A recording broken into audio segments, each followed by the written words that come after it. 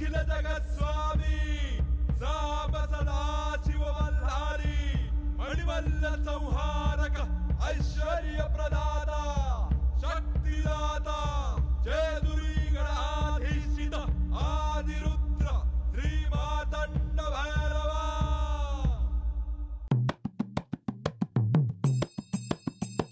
जय देव जय देव जय देव जय देव जय देव जय शिव मातंडा।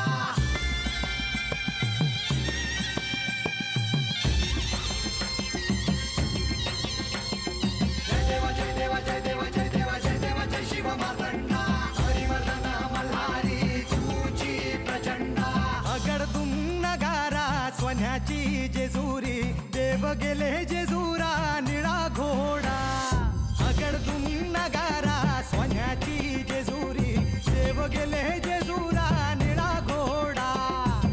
पाऊ में तोडा कमरी कर पटा बिहिर मस्तकी तुरा।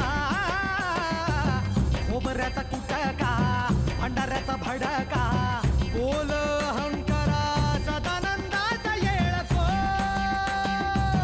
सदानंदाचा येळको। जय देव जय देव जय देव जय देव जय देव जय शिव मातंडा। जय देव जय देव जय देव जय देव जय देव जय शिव मातंडा। हरिवर्धन मल्हारी तुझी प्रचंडा।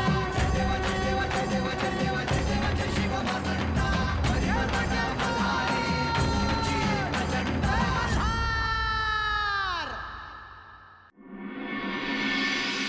नमो नेदिष्ठाय प्रियदवदविष्ठाय च नमो।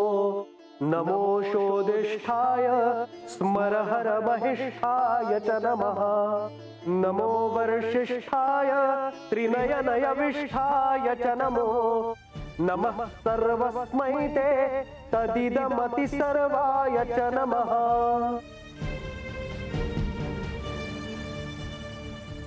नारायण नारायण। श्री महादेवांचे आणि श्री पार्वती देवींचे मिलन व्हावे यासाठी सारी सृष्टीच प्रतीक्षा करत होती।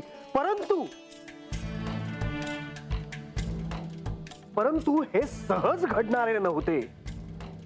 ही तपश्चर्या ही साधना अत्यंत कठोर होती। श्री पार्वती देवींनी आपल्याला हवं ते प्राप्त करून घेण्यासाठी कठोर साधनेला प्रारंभ केला होता। ही साधना करण्यासाठी श्री पार्वती देवी अरण्यात निघून गेल्या। हिमावन राजाची कन्या राजपुत्री त्यांना कशाचीच कमतरता नव्हती। पण तरीही या खडतर अशा साधनेला प्रारंभ करण्यासाठी तिने आपल्या आभूषणांचा त्याग केला। जी आजवर प्रशस्त अशा दालनातील शय्यागृहात विश्राम करायची ती अरण्यातील भूमीवर झोपायला लागली होती। पण तरीही ती ते सारं काही सहन करत होती। मग तुम्ही त्यांना काहीच का बोलला नाही? तुम्हाला त्यांना भेटावंसं नाही वाटलं? नाही, कारण अजूनही ती वेळ आली नव्हती। आपल्याला श्री महादेवांना प्राप्त करायचे आहे हे एकच ध्येय त्यांच्या समोर होते। त्यामुळे त्यांच्या सुकुमार देहाचे भानही न ठेवता प्रसंगी त्यांची उपेक्षा करत त्यांनी त्या महान तपाला प्रारंभ केला। खरोखरच देवी श्री पार्वती देवींनी केलेले व्रत हे एक महान व्रत होते। शिवशक्तीच्या मिलनासाठी आचरलेले हे व्रत श्री महादेवांना प्राप्त करण्यासाठी हे व्रत करत असताना श्री पार्वती देवी दिवस रात्र त्यांच्या शरीराला कष्ट देत होत्या। आपल्या या तपामुळे या साधनेमुळे श्री पार्वती देवींनी महान अशा साधकांनाही जे शक्य होत नाही ते शक्य करून दाखवलं। ओम नमः शिवाय। ओम नमः शिवाय। ओम नमः शिवाय। ओम नमः शिवाय। ओम नमः शिवाय। ॐ नमः शिवाय। ॐ नमः शिवाय। ॐ नमः शिवाय। नारायण नारायण. या काळात श्री पार्वती देवींना कोणत्या यातनांमधून जावे लागले असेल याची कल्पना करणे अत्यंत कठीण आहे. तुम्हाला हे सारं कळत होतं? होय, मला तिची साधना, तिचे कष्ट दिसत होते. मग तरी तुम्ही त्यांना दर्शन का दिले नाही? कारण योग्य अशी वेळ आली नव्हती. पण तुम्हाला तर ठाऊक होतं की त्याच सती देवी आहेत. मग तरी असं का? कारण शिवशक्तीच्या मिलनासाठी तिला हे दिव्य पार पाडणं क्रमप्राप्त होतं. तिला त्या मिलनाच्या पातळीवर येण्याचा तो प्रवास होता. हे बाळ, अगं तू देवासाठी किती व्रत आणि तप केलंय हे मला ठाव आहे. हा मग समजच ठाव आहे ते. आज कळतं या का ते वाटतं तेवढं सोपं नव्हतं. होय रबा. अरे पर पार्वती देवीने जे केलं ना ते समध्यासनी जमणार नव्हतं.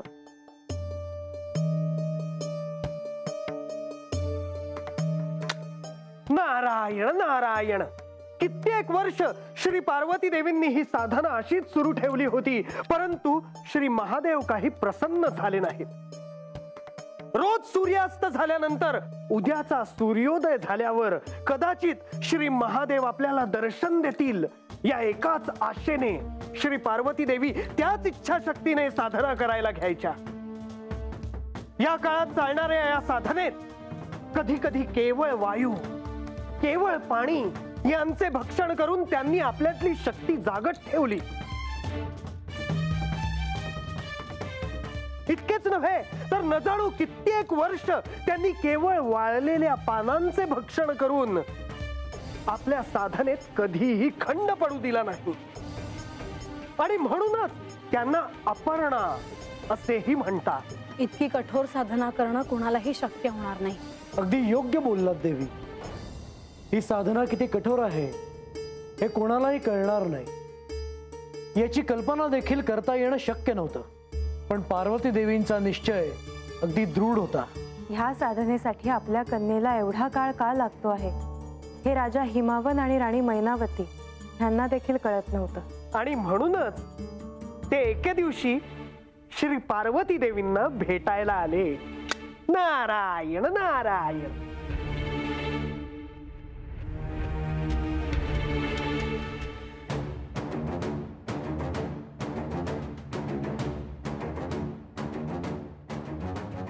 ॐ नमः शिवाय। ॐ नमः शिवाय।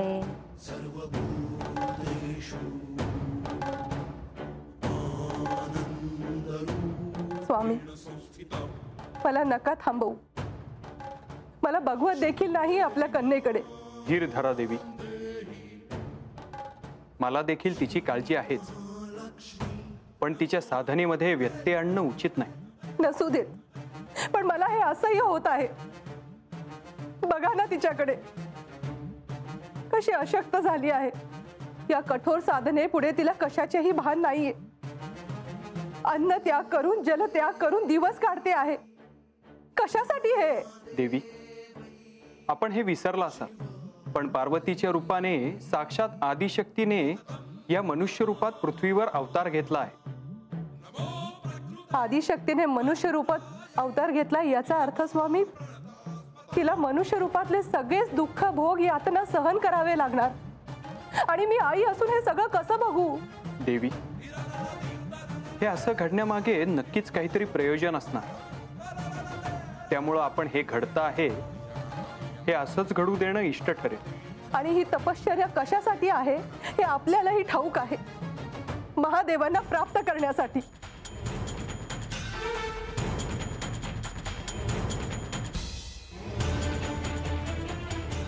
माझ्या एका कन्येबाबत जे घडले ते साऱ्या सृष्टीने पाहिले आहे. आणि आता ही देखील. नको ग पार्वती, नको असं कठोर तप करू.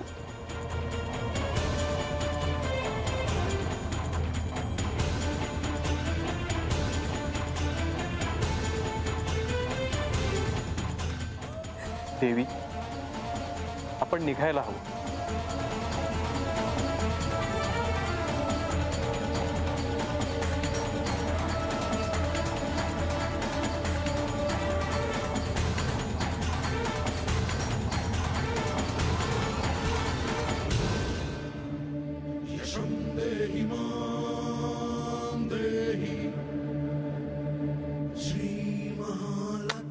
नारायण नारायण.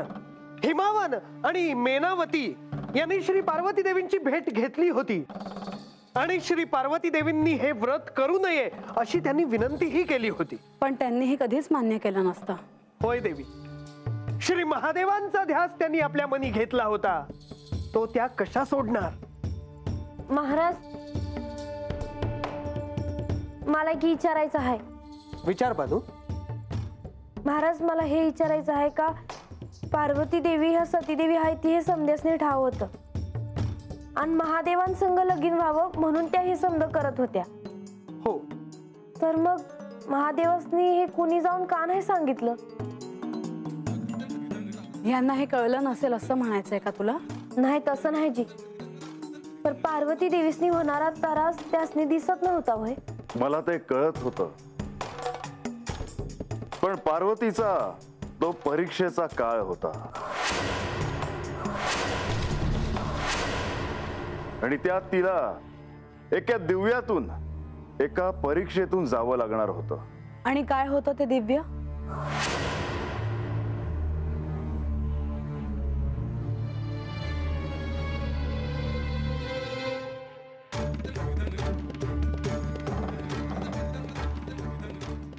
सप्तर्षी यांनाही महादेवाचे दर्शन घ्यायचे आहे असे दिसते.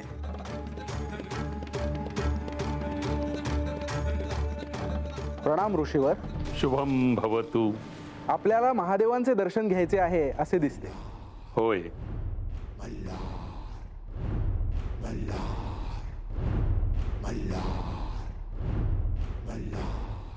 हे प्रभू,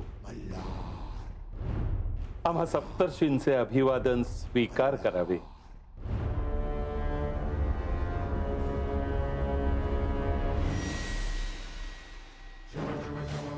हे सप्तऋषी, मी तुम्हा सर्वांचे स्वागत करतो. आपल्या दर्शनाने आम्ही कृतकृत्य झालो. आम्ही काय सेवा करावी हे प्रभू आपण आज्ञा करावी. सप्तऋषी, सतीने अर्थात आदिशक्ती हिने पृथ्वीवर पुन्हा अवतार धारण केला आहे. होय प्रभू. पार्वती देवींच्या रूपाने त्या अरण्यात आपल्या प्राप्तीसाठी अत्यंत कठोर असे व्रत, अत्यंत कठीण अशी साधना करीत आहे. तिच्या ह्या साधने एक अत्यंत महत्वाचा असा क्षण येणार आहे. त्या क्षणी तुमचे सहाय्य होणार आहे. प्रभू आपण आज्ञा करावी. तिला मला प्राप्त करायचे आहे, माझ्याशी विवाह करायचा आहे. तेव्हा माझे रूप काय, माझे स्वरूप काय हे तुम्ही तिला सांगावे अशी माझी इच्छा आहे. आपला मानस ध्यानात आला, आम्ही तसेच करू प्रभू.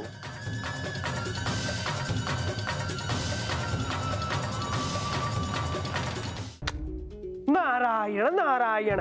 आणि श्री महादेवांनी सप्तर्षींना श्री पार्वती देवींची परीक्षा घेण्यासाठी पाठवले. पण तुम्ही का नाही गेलात त्यांना भेटायला. कारण तिला ह्या दिव्यातून जाणं भाग होतं. आणि श्री पार्वती देवी मात्र या साऱ्यापासून अनभिज्ञ होत्या आणि नित्य नेमाने त्या आपली साधना करत होत्या.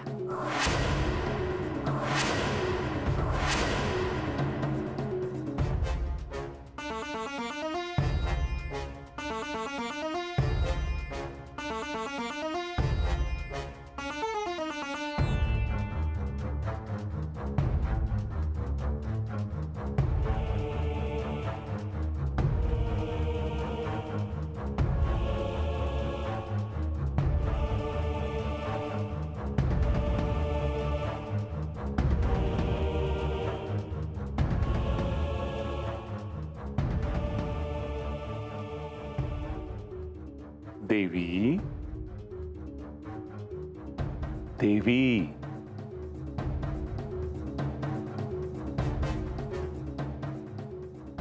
कोण कोण आहात आपण ऋषीवर? आम्ही सप्तर्षी इथून जात होतो. कोणीतरी या क्षेत्रात कठोर साधना करीत असल्याचं चिन्ह जाणवलं. त्याचा वेध घेत इथपर्यंत आलो. कठोर आहे की नाही मला ठाऊक नाही, मात्र मी माझी साधना करीत आहे. आणि ही खरोखरच अत्यंत कठोर अशी साधना आहे. पण देवी, इतकी कठोर साधना आपण कशासाठी करत आहात? माझ्या मनात जे आहे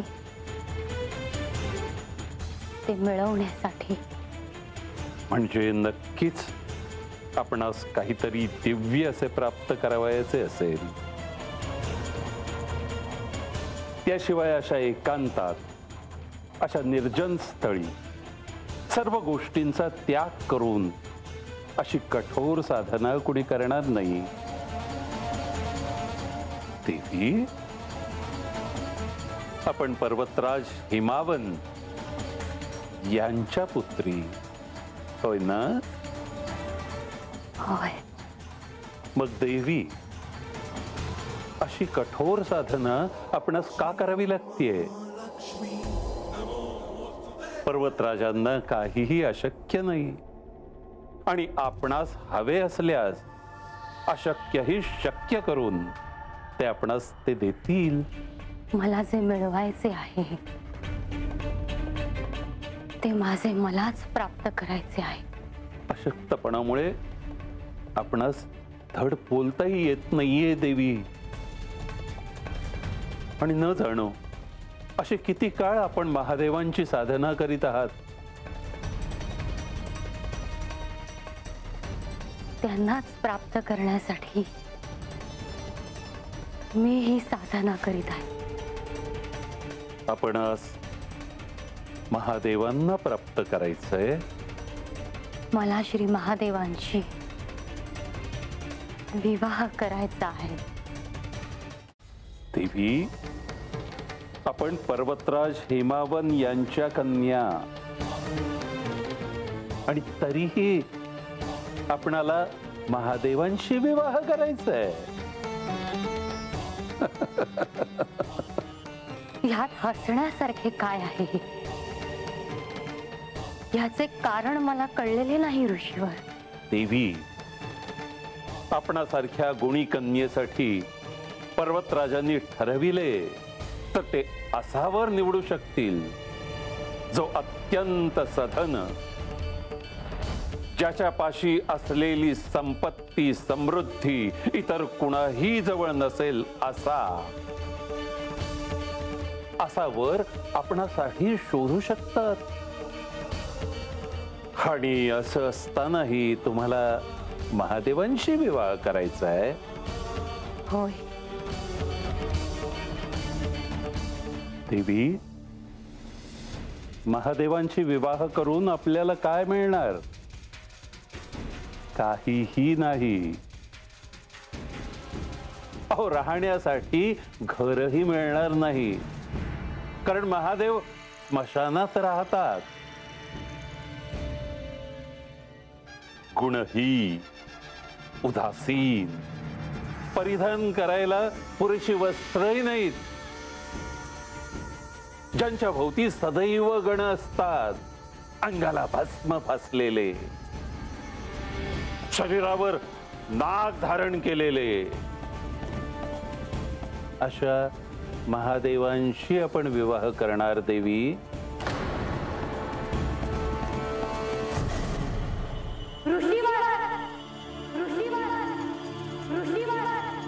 मी माझ्या क्रोधावर संयम ठेवला आहे, अन्यथा माझ्या हातून काय घडले असते याची कल्पना मला देखील नाही.